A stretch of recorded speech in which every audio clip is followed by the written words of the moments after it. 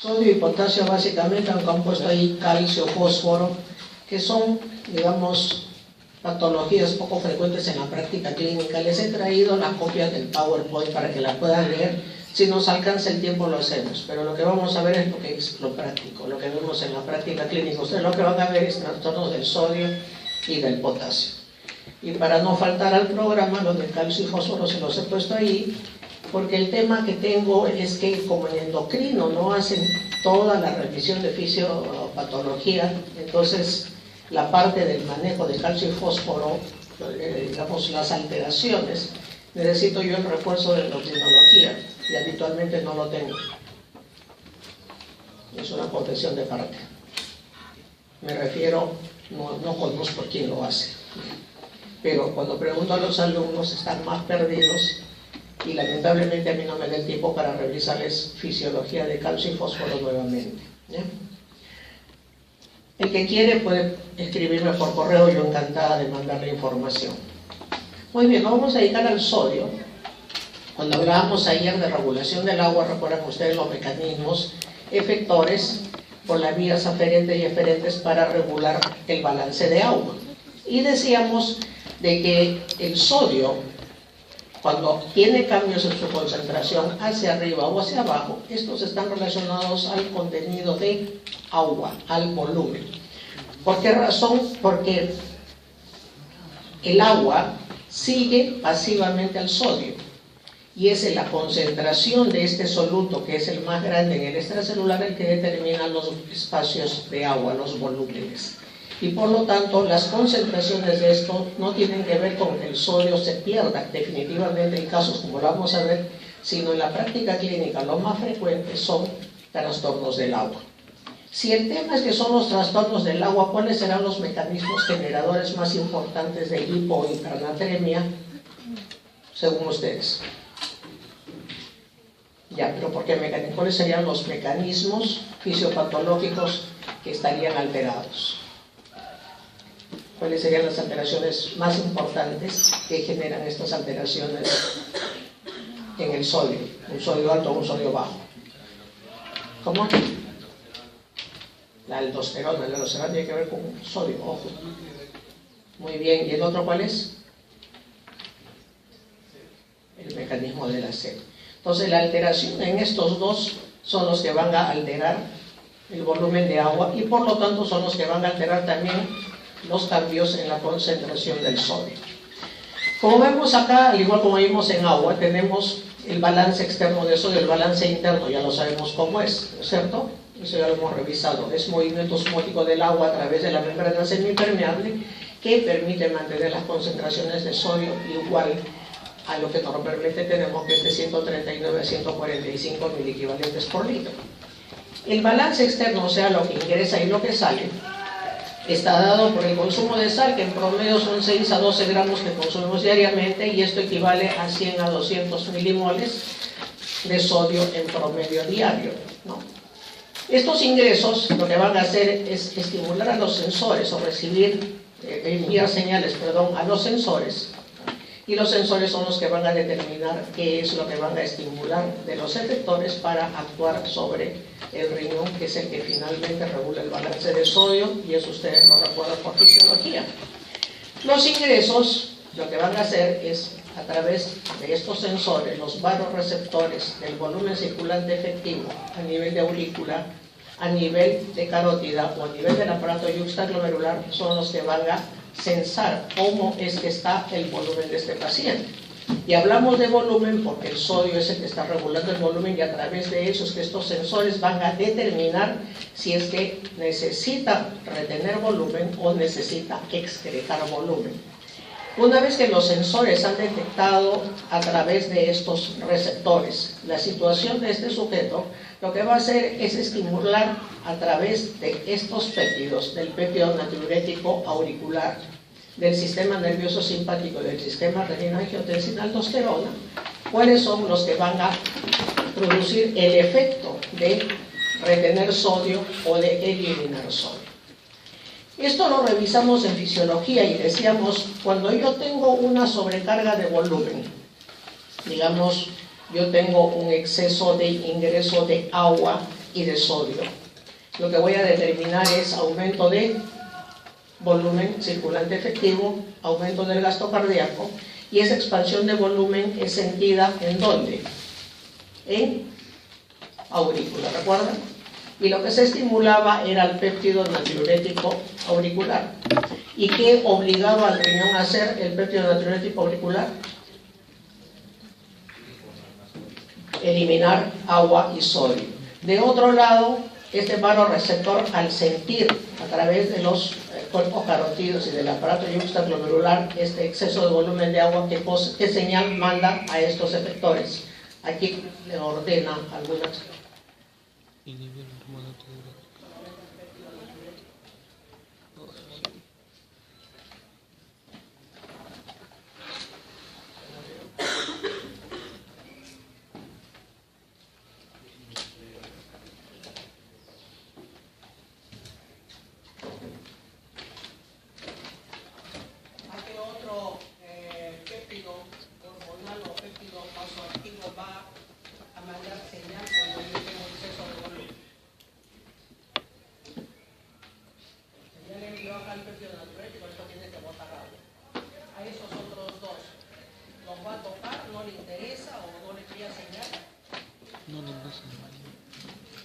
No le envías a nadie. Es el receptor carotídeo, el aparato yuxtaglomerular que sensa la cantidad de todo el sodio. ¿Cómo? Muy bien, o sea, lo que va a hacer es disminución de la reabsorción. Por lo tanto, lo que va a hacer es que el sistema nervioso simpático no se active, o sea, bloquea, y por lo tanto no se produce ni vasoconstricción ni se produce reabsorción en todas las neuronas, que es lo que hace el simpático. Y a nivel del sistema renina-angiotensina, lo que va a hacer es moverse el mecanismo que se conoce de fisiología, que se llamaba el feedback glomerulotubular, y a través del feedback glomerulotubular lo que hacía era estimular o bloquear al sistema renina-angiotensina.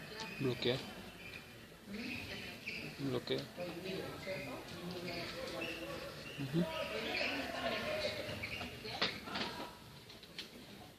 Y por lo tanto, lo que va a terminar haciendo este riñón frente a este aumento simulado que se ha hecho de aumentar el ingreso de audisodio, va a regularlo a la red.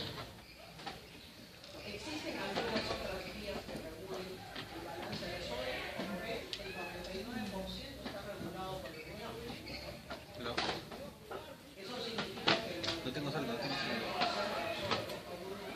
era lo que se eliminaba. Ese 99% que acabamos de tener y él solamente va a despejar el 1% del total. Si aumento mi consumo de sal, sigue siendo el 1% de la carne. Y eso equivale generalmente entre 80 a 100 equivalentes por litro, o encima de 120 o 150 cuando la carga de es la regulación por el Hola. Cambio de pila. y el 1% va a ser eliminado y el resto va a ser por piel y por grasa. No, cambia. No cambia.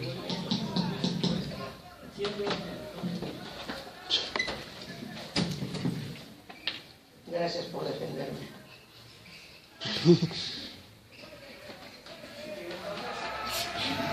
Medido el balance de sodio de esta forma. Exactamente igual que en el agua hay sensores que van a mandar las señales y los efectores. ¿Perdón?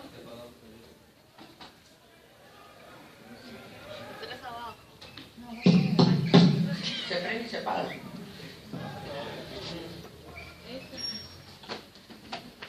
Mientras dure la pila. Como le digo, igual.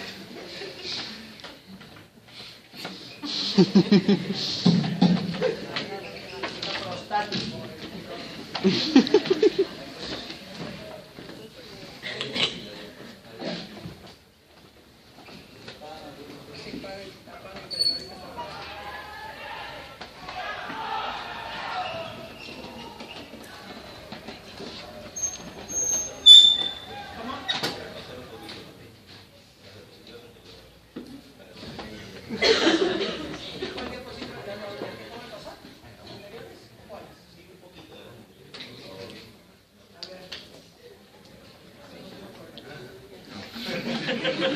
No,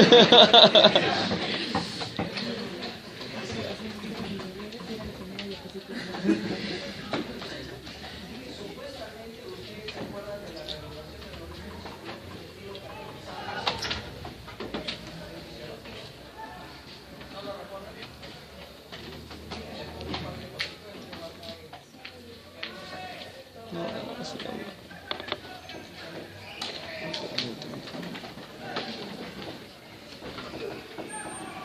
Solo van a estudiar.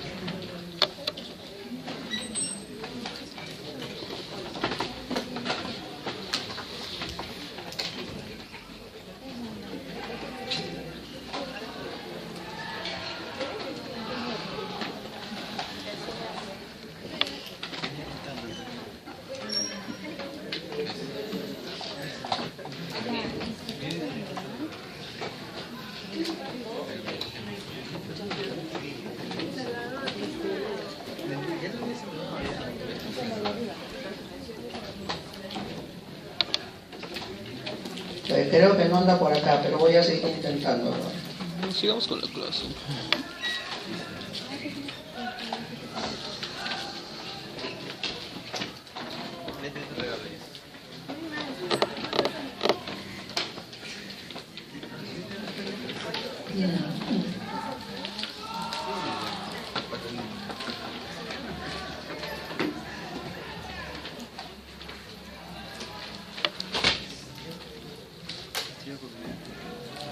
¿Tienen alguna competencia deportiva allá abajo?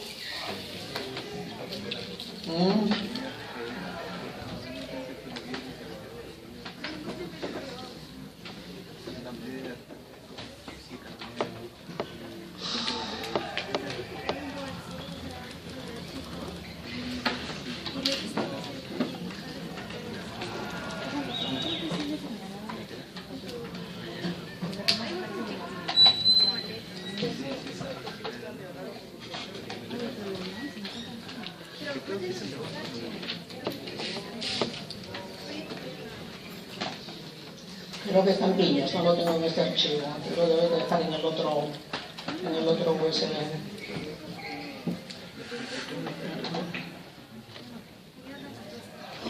Para que no digan que no lo intenté.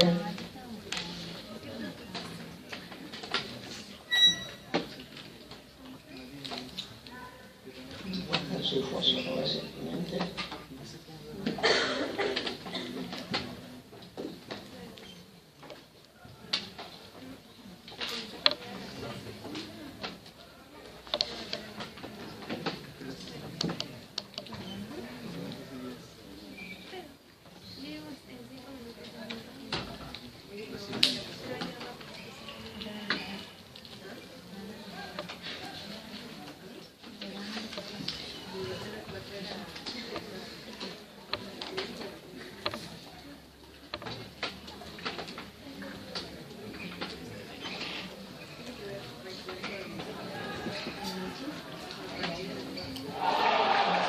o USB. Lo siento chicos, lo intenté.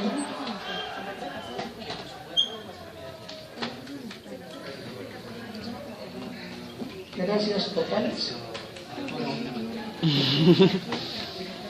No son de su época, son de estéreo. Es la época de sus papás.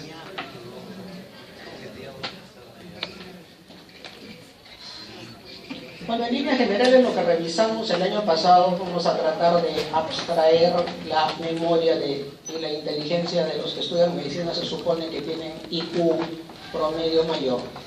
Entremos en abstracción y recordemos que para la regulación del volumen circulante efectivo, lo que decíamos en fisiología es que el volumen se relaciona a lo que el sodio determina del espacio de agua, diferente a la regulación de lo que es solamente agua.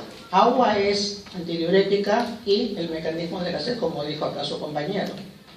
Pero cuando hablamos de regular volumen, estamos hablando del volumen que llena nuestra vasculatura, nuestro volumen circulante efectivo. Y la determinación de nuestro volumen está relacionado al catión más importante en este espacio, que es el sodio. Y el sodio solo es manejado por el riñón, porque tanto las heces, el sudor, estos son pérdidas no regulables. Y es el riñón el que va a tener que reabsorber aproximadamente, como les he puesto ya, el 99% de la carga, es 1% o menos cuando hay depresión de volumen. Entonces, en fisiología lo que decíamos es que existen una serie de reguladores, de sensores que van a determinar cómo está el volumen circulante efectivo, y estos le van a avisar a los efectores. Y esos sensores estaban en los sitios de baja presión, que eran la aurícula, ¿se acuerdan? Y en los sitios de sensar, digamos, presión alta, como es carótida, el arco aórtico y el aparato yuxtaglomerular. Hasta ahí vamos bien, ¿no es cierto? Cuando estos sensan que me sobra o me falta volumen, lo que van a hacer es utilizar a ciertos péptidos hormonales y vasoactivos para que regulen el volumen. ¿Y qué recordamos de esos péptidos hormonales y vasoactivos que regulan volumen en más o en menos? Empezamos. El péptido natriurético auricular, que iba junto con otro que no iba en la aurícula sino en el riñón, que se llamaba uropilatín, ¿se acuerdan? Que otro más, ese actúa cuando me sobra volumen, ¿no es cierto? ¿El otro cuál era? Los tres chismosos. El sistema nervioso simpático, que lo que va a hacer es vasoconstricción y aumenta la reabsorción de sodio en toda la nefrona. ¿Cuál era el otro? El sistema renina-angiotensina-aldosterona. La angiotensina va a responder a depresión de volumen, produciendo vasoconstricción y aumento de la reabsorción del sodio a nivel de tubo contorneado proximal. Muy bien. Y el final del eje es la aldosterona. La aldosterona, ¿qué es lo que va a hacer? Exacto, en depresión de volumen es estimulada su secreción, en exceso de volumen es atenuada. Y cuando se estimula, lo que va a hacer es retener sodio y lo va a intercambiar por potasio y por hidrogenión. Por lo tanto, en estados de depresión de volumen severos, este hiperaldosteronismo puede generarnos un trastorno del equilibrio ácido-básico, lo que nos regresa a la primera diapositiva que les presento en fisiología con las funciones del riñón, donde le digo que la función más importante del riñón es mantener la homeostasis del medio interno para mantener presión arterial. Y empiezo diciéndoles, voy a demostrarles que no le interesa al riñón el resto. Y la mejor demostración es cuando hay depresión severa de volumen, que estimulo a la aldosterona, esta retiene sodio, me bota potasio, me bota hidrogenión. El hidrogenión, ¿qué hace? Aumenta el pH dentro de la célula, ¿no? Y la célula, ¿qué cosa va a hacer? Le dice, te vas. Baja el pH, claro. Bota el hidrogenión. Al botar el hidrogenión, viene de la disociación de ácido carbónico, se retiene bicarbonato y generamos alcalosis metabólica por el simple hecho de estimular este eje por la depresión de volumen. ¿Quién más?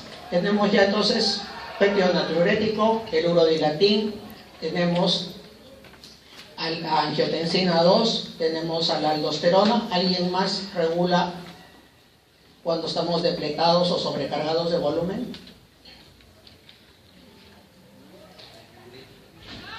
Muy bien, la hormona antidiurética, que lo único que hace es que no se mete con el sodio, pero sí regula el volumen de agua. ¿Qué pasa cuando yo pierdo volumen? Cuando yo pierdo volumen se van a estimular todos estos ejes, todos estos péptidos. Y al estimularse la reabsorción de sodio y agua por todos los anteriores y tener una que me está reabsorbiendo solamente agua, ¿qué cosa es lo que voy a generar sobre mi concentración de sodio? Lo voy a diluir. Entonces, una consecuencia de la depresión de volumen, cuando esta es importante y persistente, es que yo voy a hacer hiponatremia. Porque ustedes dirán, a ver, si yo tengo diarrea severa y mi diarrea ha sido de intestino grueso, es una pérdida isoosmótica. ¿De dónde me sale la hiponatremia? ¿No? Y la hiponatremia me sale porque estoy estimulando la hormona antidiurética junto con los otros. Entonces me zozobra agua. ¿De acuerdo? Entonces, por eso es que le decía, el agua tiene participación muy importante en los estados de cambios en la concentración de sodio. Y esas pérdidas isosmóticas me van a generar hiponatremia por un mecanismo que de repente si no leo no lo entiendo, pero si me entero de que la antidiurética está de por medio, voy a entender fácilmente por qué puedo generar yo hiponatremia en estados de pérdidas isoosmóticas, ¿no? Muy bien, entonces cuando tengo un exceso de volumen, lo primero que se va a hacer es, a nivel de la aurícula, se estimula y se libera el péptido natriurético. ¿El péptido natriurético qué acciones tenía? ¿Por qué mecanismo? Ustedes me han dicho que les repase. Si no nos alcanza la hora, no tengo la culpa. Porque a mí me aprietan botón y yo sigo hablando. ¿Por qué mecanismo? Acuérdense del péptido natriurético anterior. Porque aumenta la excreción.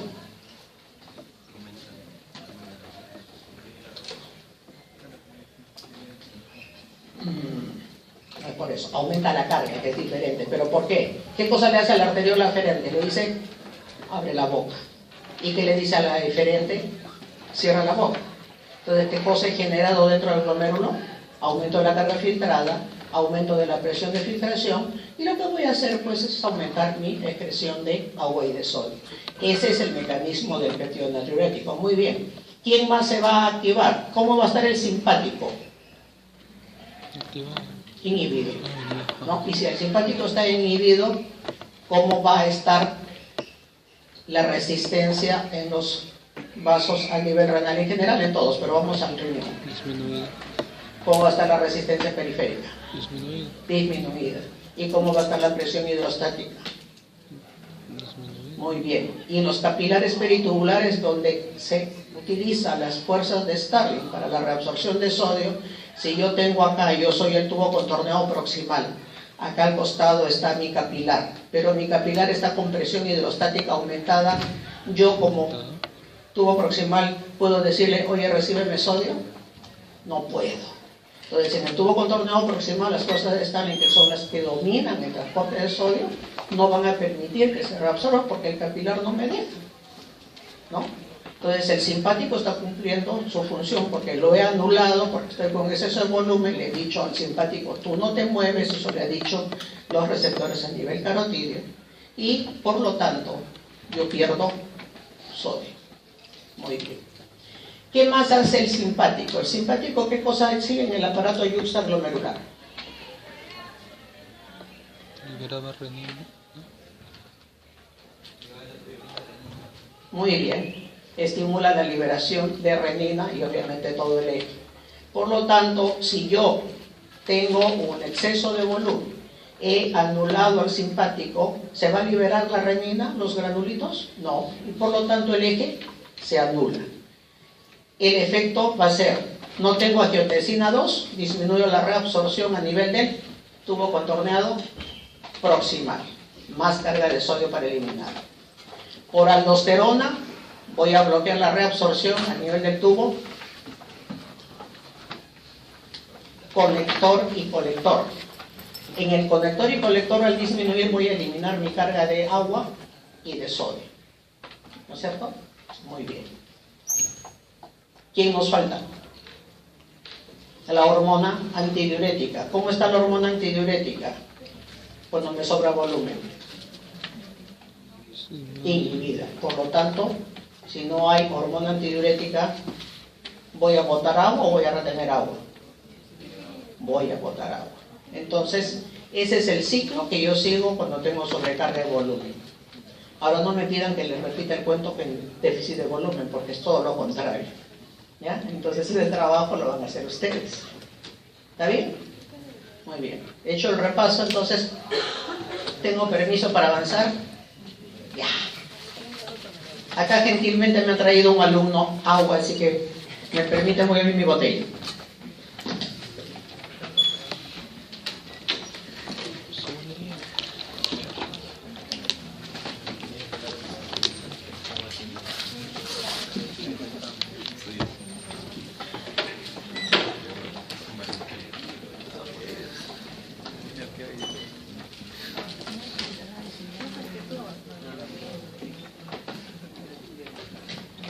Mamá de un colega me manda nota, el colega, mamá con 200 de urea, 6 de creatinina.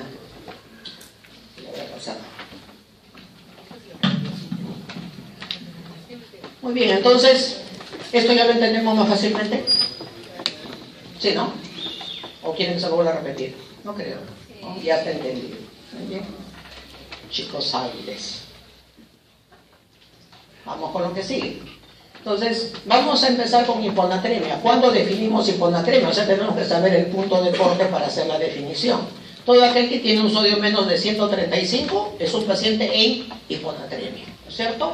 Ahora, acá les pongo, por lo general es un estado hipoosmolar. ¿Y por qué le pongo por lo general? Ustedes me dirán, la autora está loca. Nos acaba de contar el cuento de que mi concentración de sodio por 2 me da la osmolaridad. Si yo tengo hiponatremia, tengo que estar hiposmolar. ¿De dónde me sale con el cuento de que no todos los casos son de hiposmolaridad? Y acá está la explicación. Cuando yo tengo una sustancia que me eleva la osmolaridad sérica, como sucede con el paciente diabético, yo voy a tener hiponatremia, pero no voy a estar hipoosmolar, sino hiperosmolar. ¿Por qué razón? Esto es algo que tienen que recordar siempre, porque los errores en la hidratación de los diabéticos se cometen porque uno se olvida de eso. Por cada 100 miligramos de cilindro encima del valor normal, ustedes tienen que bajar el sodio. Hay una caída del sodio en 1.6 miliequivalentes. Este sodio que cae, ¿a qué se debe? A que yo tengo una glucosa en 300, en 400 o en 500. ¿Qué pasa con esa glucosa que la tengo en el extracelular? Me está aumentando la osmolaridad y por lo tanto está más cargado de solutos que el intra, ¿no es cierto? Entonces, ¿qué va a hacer? Va a jalar agua del espacio intracelular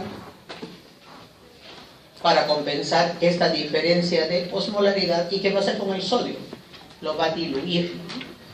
Entonces, el sonso que no sabe esto, porque son sonsos, como siempre digo, el estudiante de medicina no se equivoca por bruto, sino por sonso. Siempre les digo eso.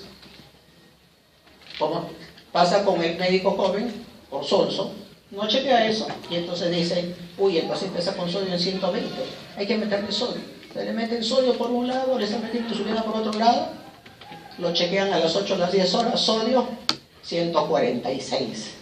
Uy, se subió el sodio. Lo chequean a las 2 horas, 158.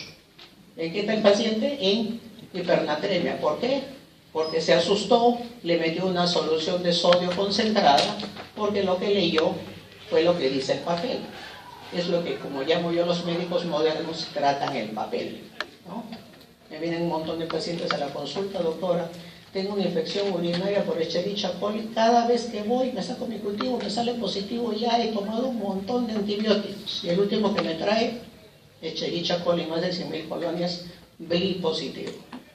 resistente a todo salvo a Limbagas, Meropenem, Ertapenem, que le va a costar el tratamiento pues más de 800 soles al día, y si no tiene seguro, está frito, y tiene que ponérselo endovenoso. ¿Qué pasó? No le pregunta al paciente: señora, ¿y usted cada vez que se toma el cultivo tiene molestias? No, la verdad que no. ¿Qué trataron? El papel. Y no saben que existe bacteriuria asintomática, que no se trata. Igual pasa con esto. Ven el papel, se asustan. El sodio está bajo. Y no lo correlacionan. Un paciente que tiene un sodio pues en 110 o en 111, agudamente, ¿cómo está?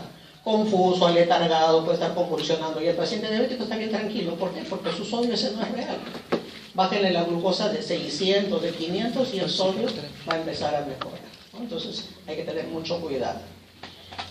Y lo otro es el nombre de esto, ¿cómo se llama? Esto se llama hiponatremia por translocación. No es la pseudohiponatremia, como algunos libros equivocadamente o mal traducidos del inglés al español lo ponen. Esto se llama hiponatremia por translocación, o sea, ha transferido fluidos de un espacio a otro y ha diluido el sodio. La verdadera pseudohiponatremia es esta: cuando aumentan los triglicéridos, ¿no? Valores de más de 500, o en paraproteínas, cuando los valores de proteínas en sangre están por encima de 8.5 o 9 gramos, que generalmente uno lo encuentra en los casos de una enfermedad que se conoce como mieloma múltiple, donde hay proteínas anormales que se van formando. Que ustedes han escuchado esto cuando hablamos de proteinuria de sobreflujo, ¿se acuerdan? Ese es de la semana pasada, está más fresco, ¿no? ¿Sí? Me dice sí para que no me dé la depresión. ¿Y por qué se le llama a esto sí verdadera pseudohiponatremia? Porque el sodio que se mide, uno lo mide en todo el plasma, no mide en agua plasmática. Y el plasma está aumentado por estos triglicéridos y por las paraproteínas. Entonces, cuando hay esto, lo que hay que tener es mucho cuidado en interpretar, porque esto no es una verdadera hiponatremia. Cuando se corrige este defecto y esto, el sodio se normaliza, ¿no? Lo ideal ahí es medir en agua plasmática, ¿no? Que hay laboratorios que sí lo hacen. Entonces, para poder diagnosticar hiponatremia, yo tengo que tener en cuenta dos cosas. ¿Realmente hay disminución del sodio corporal total? ¿Realmente hay exceso de agua corporal total? ¿Es combinación de ambas? ¿Sí o no? Y vamos a ver las causas. ¿Cuáles son las más frecuentes si les preguntasen en un examen? Las por exceso de agua corporal total, las llamadas dilucionales, ¿no? Esas son las más frecuentes. Y veamos las causas de hiponatremia. Y esta es la forma más fácil para que se puedan acordar, así ponerlas en cuadrito.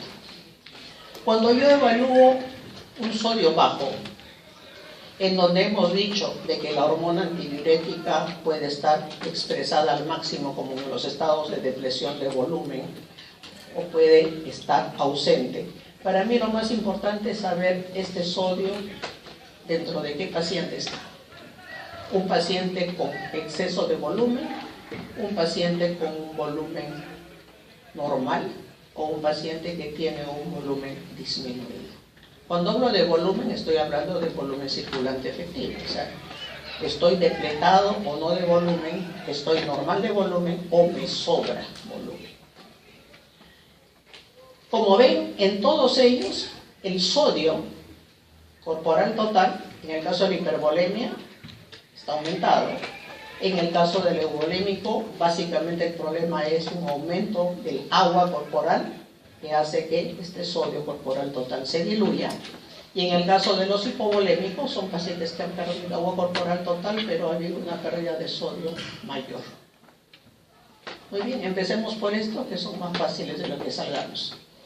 El paciente hiponatrémico hipervolémico, ese que tiene un sodio corporal total alto, es porque está reteniendo sodio, ¿no es cierto? ¿Qué causas me obligan a retener sodio? Las insuficiencias renales. Entonces, un paciente que yo lo tengo con sodio bajo, o sea, por debajo de 135, y está hinchado, mis posibilidades diagnósticas son sodio en orina más de 20, este es el culpable, porque a pesar de que está hiponatrémico, está perdiendo en la orina. Y un riñón sano, cuando está hiponatrémico, lo que hace es guardar todo el sodio. Entonces, fácilmente el sodio urinario me hace la diferenciación. Sodio urinario más de 20, este paciente me está teniendo retención de agua en exceso de sodio y corresponde a una insuficiencia renal aguda o crónica, mido uricreatinina y voy a tener la confirmación de mi sospecha. Pero si el tema es de que tengo un sodio menos de 10, ¿qué significará esto? Que el tema es que también tengo un exceso de agua corporal total en exceso de la retención de sodio, pero diferente a este.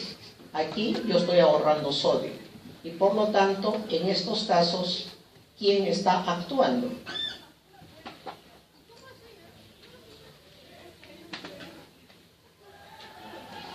¿Ah? ¿Acá? No. Tiene hipervolemia, o sea, está hinchado, tiene aumento de agua y aumento de sodio. Y el sodio bajo, ¿qué me está diciendo? Así es, aquí el eje es el que está estimulado. Veamos si es cierto. El nefrótico, el cirrótico y en la insuficiencia cardíaca, ¿cómo está el volumen circulante efectivo? Bajo. En el nefrótico, por la hipoluminemia, el agua sale fuera y el volumen se contrae, estimula el eje. El cirrótico, hipertensión portal, gran ascitis, flujo agua hacia esa cavidad, perdemos volumen bajo, estímulo el eje. Y es, digamos, el modelo de hiperaldosteronismo más clásico en los cirróticos. En la falla cardíaca, el paciente está hinchado, está hecho una bola de agua, pero lo encuentro hiponatrémico y con un sodio urinario bajo y oliúrico. ¿Por qué? Porque tiene también una falla de bomba, una depresión del intravascular, a pesar de que tiene agua corporal total aumentada, y eso estimula al eje, ¿no? Entonces, las hiponatremias hipervolémicas son fácilmente distinguibles utilizando el sodio y tomando en cuenta pues la patología del paciente. Recuerden, síndrome nefrótico, cirrosis, insuficiencia cardíaca por depresión del intravascular, por las razones fisiopatológicas que ustedes conocen y que estimula el eje. Y en el caso de que pierde sodio más de 20, el riñón es el responsable, y aquí el tema es que hay una falla para la excreción de agua y sodio, como sucede en los cuadros de insuficiencia renal, tanto agudos como crónicos, ¿no? Y veamos a los pacientes euvolémicos. En el paciente euvolémico el agua corporal total está aumentada y el sodio está normal. Estos pacientes, ¿por qué están euvolémicos? Euvolémico es que no está hinchado, ¿no es cierto? No, que esto está hematoso. Pero si tiene el agua corporal aumentada, ¿por qué no se hincha? ¿Quién me da la respuesta?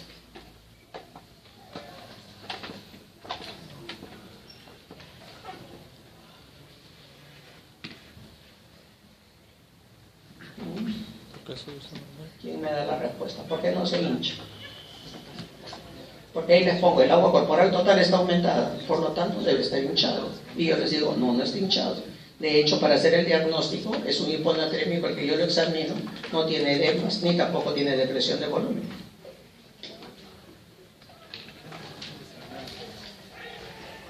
Rápido, ¿por qué no se hincha? ¿Eso es normal? ¿El agua se queda en un espacio o está moviéndose en todos los espacios? Ya. ¿Quién es el que retiene agua? El sodio. Y el sodio se hincha, ¿no es cierto? Vayan ustedes al cine, cómprense su balde de canchita salada, ¿ah? Y no tomen líquido. Y mírense las piernas o los párpados al día siguiente. Mientras que si van al cine y en vez de comprar la canchita salada se compran 3 botellas o 4 botellas de agua, irán al baño pues 20 veces, pero no les va a pasar nada, ¿no? Entonces lo que retiene agua y expande los espacios de agua, ¿cuál es? ¿Qué cosa es? El sodio. Entonces si yo tengo un sodio corporal total que no ha cambiado, el paciente no tiene por qué hincharse, retiene agua por los efectos que vamos a ver, pero el agua difunde entre todos los espacios, no produce cambios y el agua se elimina posteriormente. Veamos, en todos estos pacientes, entonces, ¿cómo va a estar el sodio en la orina? Por encima de 20, ¿no? Porque el paciente no está depletado de volumen. ¿Qué hacemos con el paciente euvolímico, el que no está hinchado, que está con el sodio bajo y que tiene un sodio urinario en más de 20? Lo primero que tengo que hacer antes de pensar en el SIHA, que si tiene o no tiene, es estar seguro que no tiene estos dos déficits hormonales. Déficit de glucocorticoides, que impide la eliminación de agua, y que el paciente no tenga hipotiroidismo, que también genera una incapacidad para excretar agua. Si no tengo déficit de glucocorticoides y no tengo hipotiroidismo, te digo las pruebas que supongo que son expertos ya porque ya han pasado endocrino, me voy a buscar otras causas. ¿Qué otras causas me pueden producir esto? La estimulación de la hormona antidiurética por efecto de estrés-dolor. ¿Dónde se ve esto? En cirugías grandes, ¿no? Entonces, cuando ustedes tengan un paciente, los llaman y le dicen, doctora, mire, mi paciente tiene sodio bajo y la verdad es que no sé qué le pasa porque también ha disminuido su volumen de orina. El paciente ha salido de cirugía de bypass coronario o una resección de colon por una neoplasia, o un Whipple, no sé, cualquiera de estas operaciones largas que duran pues 4 horas, 6 horas, 8 horas. Ese paciente está en situación de estrés, está con dolor después de todo el efecto traumático, y lo que he hecho es estimular a la hormona antidiurética. Entonces hay que tener mucho cuidado, porque lo primero que se hace es, vamos a meterle volumen para hacerlo orinar. Primero midan la urea y la creatinina, está normal, ese paciente no está depletado de volumen, no está en insuficiencia renal, y lo que hay que hacer es mantenerle con lo que le corresponde de agua y de sal sus necesidades basales y esperar tranquilo las 6 u 8 horas siguientes que va a empezar el paciente a orinar, porque si lo rellenan de agua, lo que van a hacer es congestionarlo y crear más bien una falla cardíaca si el paciente tiene factores de riesgo. El siguiente es el producido por fármacos, ¿no? ¿Qué fármacos pueden producir este problema? Aquí están. ¿Alguno de acá fuma? No creo, ¿no? Eso ya no existe. Pero pregúntele pues al papá o al abuelito que fumaba, ¿para qué prendía el cigarrito cuando salía con la enamorada? Para no ir al baño, ¿no?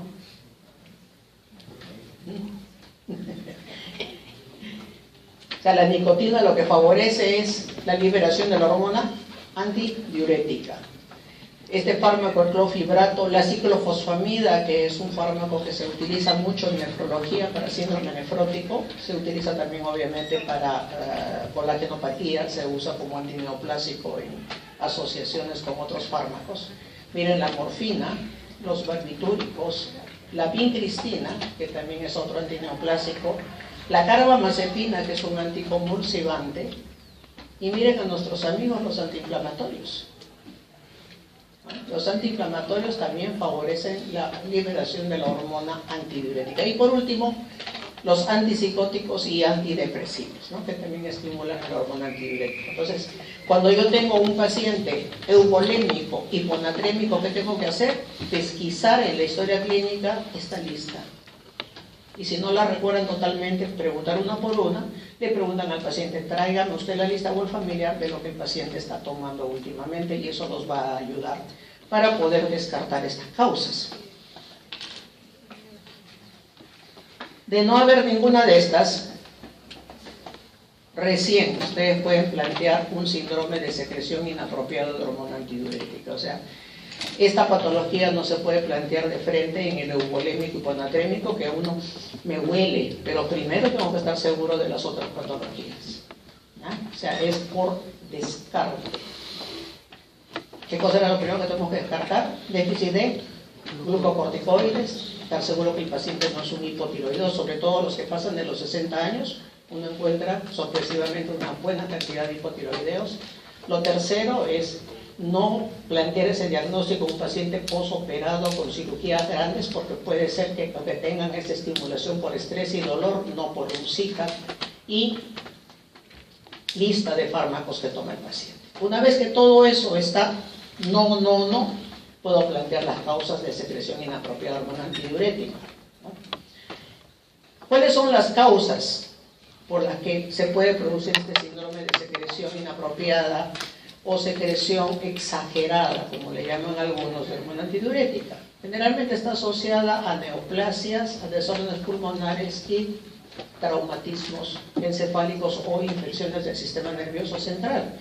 ¿Qué neoplasias son las que pueden producirla? El pulmón, sobre todo en el carcinoma los llamados cold cell, ¿no? En células de avena, pues es muy característico que se asocien al SIHA. Duodeno, cáncer de páncreas, cuya prevalencia ha aumentado últimamente, y neoplasias de cabeza y cuello, ¿no?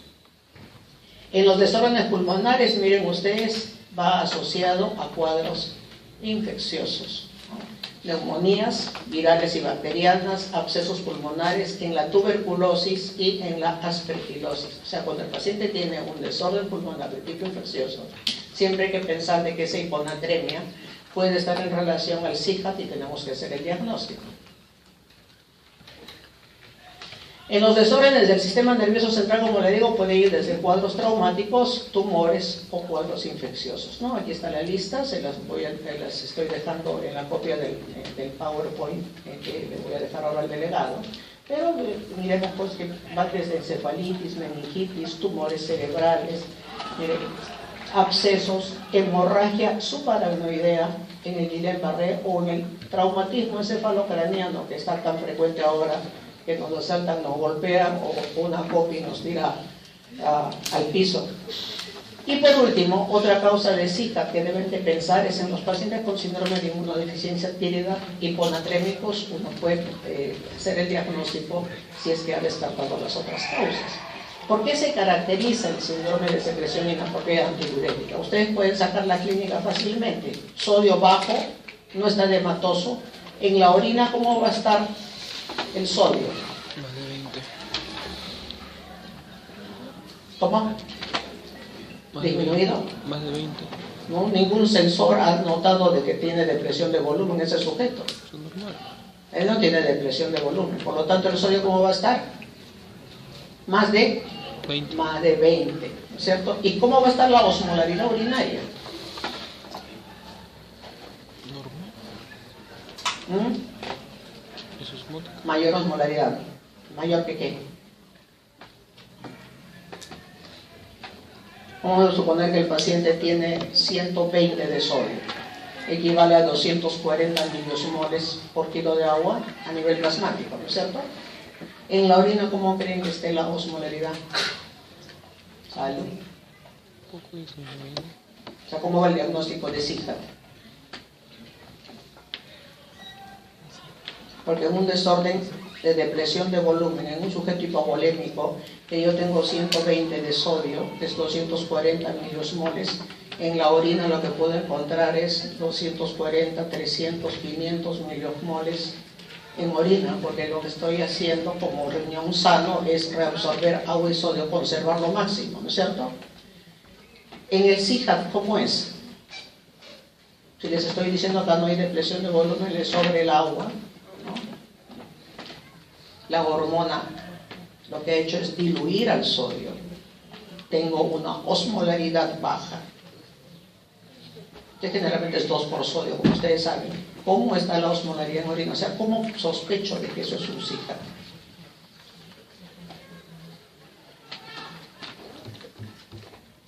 ¿Cómo debería estar esa osmolaridad según ustedes? Si me sobra agua. Baja. Una orina diluida, ¿no es cierto? O sea, yo debería tener una osmolaridad urinaria entre 50 a 80. Entonces, el diagnóstico de SIHA se hace en paciente euvolémico, hiponatrémico y con osmolaridad urinaria encima de 100. Ese es el diagnóstico. O sea, anormalmente alta para un sujeto que está sobrecargado de agua, ¿no? Dime. Aumentada en relación a lo que le corresponde para la osmolaridad sérica. Exacto, la osmolaridad sérica, digamos, está en 220, 240 pies de nivel de sodio. está reteniendo agua. Entonces el mecanismo normal del riñón sería, tengo que botar el exceso de agua, y al botar el exceso de agua yo diluyo mi orina. Entonces tendría yo una osmolalidad entre 80 o menos de 80. Pero cuando tengo un paciente con una osmolalidad encima de 100, algo está fallando. Entonces alguien está produciendo este cambio, y eso es la incapacidad del riñón para poder eliminar el agua debido a que está siendo sobreestimulado por la hormona antidiurética. ¿Ya? ¿Quedó claro? Listo. Ahora veamos cómo nos defendemos de la hiponatremia. ¿Quién es el que sufre la hiponatremia? Esto que tenemos adentro. Porque lamentablemente, si me entra agua y me sobra agua y hay un cerebro que se va inflando, no tengo cómo defenderme, porque esto no se abre. Se abrirá pues cuando estás de recién nacido tus fontanelas, ¿no? Pero ya nosotros hay fontanelas hace años, por lo menos yo hace tiempo ya las perdí. Entonces lo que tenemos que recordar que en hiponatremia las manifestaciones son del sistema nervioso central, y eso lo revisamos el día de ayer, ¿lo recuerdan? ¿Se acuerdan? Cuando hablábamos manifestaciones de depresión de volumen era de acuerdo al sitio por el que se pierde, segundo lugar era por la cantidad de volumen que perdíamos, y la tercera era por los trastornos hidroelectrolíticos y ácido base que acompañaban a las depresiones de volumen dependiendo de la causa. Y una de las cosas que estaba ahí puesta en la diapositiva era cuadro confusional, ¿no?, que podía llegar a convulsiones o a coma. Y mencionamos que eso se asociaba básicamente a lo que es sodio. ¿Por qué razón? Veamos. ¿Qué hace el cerebro? Esto es el intracelular, esto es el extracelular. Vamos a generar hiponatremia, y lo que voy a hacer es bajar la osmolaridad en mi extracelular, y por lo tanto, en comparación al que está frente a mí, yo estoy bajo de solutos, ¿no es cierto? Y por lo tanto, si este está alto de solutos, yo lo que tengo que hacer es lo que he aprendido entre el intra y el extracelular: movimiento osmótico del agua. Y entonces el agua lo que va a hacer es moverse hacia el intracelular. Obviamente la célula nerviosa tiene que defenderse. ¿Qué es lo que va a hacer? Inicialmente el mecanismo de defensa entre las 3 y 5 horas es aumentar el flujo hacia la circulación general de líquido cefalorraquídeo. En la persistencia de la hiponatremia, ¿qué tiene que hacer? Voy a abrir la puerta y voy a botar solutos. ¿Qué solutos boto? ¿A quién votan primero? ¿Quién cree que vota primero? ¿No? Si el sodio dentro de la célula, ¿cuánto es? 12 miliequivalentes. No va a ser mucho. A potasio. Exacto. Empieza a sacar potasio fuera. Sigue la hiponatremia. ¿A quién va a votar?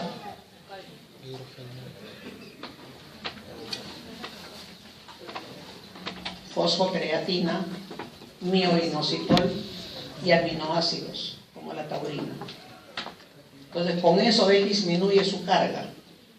Y a las 48 horas, él ya está mejor. Se defendió del edema. Y esto es importante que se lo graben bien en sus cabezotas. Porque cuando yo recibo un paciente con hiponatremia, el paciente no viene con el título acá que diga: oye, yo he hecho hiponatremia aguda menos de 48 horas, porque yo no lo sé. Ustedes le preguntan al familiar, le dicen: no, la verdad es que yo no vivo con él, yo lo he traído, pero que él vive solo. O la persona que vive con él le dice: ¿desde cuándo está usando diuréticos? ¿Desde cuándo está vomitando, está con diarrea? Bueno, recién me ha avisado ayer, pero no sabe usted. No sé, el paciente está confuso, ustedes no saben más allá de esto de la historia clínica. Entonces, como siempre, viene el genio, ¿no? Y el genio lo mira el papel, ¿no? Y al mirar el papel dice: ya sé por qué está confuso. Miren el sodio que tiene el paciente. Tiene 114 o 115. Tiene hiponatremia grave. Hay que reponerle inmediatamente el sodio. ¿Qué pasa si yo aumento la osmolaridad en una célula nerviosa que ya acomodó su osmolaridad porque inteligentemente se ha defendido el edema. Aumento aquí la concentración de solutos, aumento la osmolaridad. ¿Qué voy a hacer? Jalo agua de acá y voy a producir la mielinolisis continua o desmielinización osmótica, donde pierdo la vaina de mielina y el paciente hace paraparesia o cuadriparesia, de la que no se va a salvar, de la que no va a salir. Y eso sí, grábenselo bien, porque acabo de ver 2 en el hospital donde yo enseño, por internos entusiastas, que no preguntaron, simplemente paporretearon el libro, se fueron a mirar cómo se trata hiponatremia grave, y estos 2 ancianos, porque son 2 ancianos, han terminado con compromiso del sensorio severo, ¿no? Están en coma, cuadriparéticos.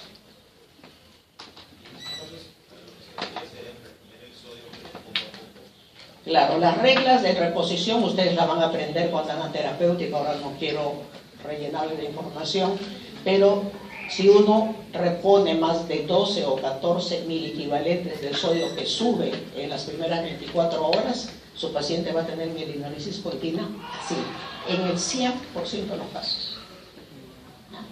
Entonces, cuando hagan hiponatremia en medicina interna, apréndanse bien cuál es la forma de corrección, porque esos son errores que se ven, no con frecuencia, pero no puedo decir también que se ve rara vez, ¿no? Se está ahí en el punto medio. Entonces, esto hay que recordarlo siempre.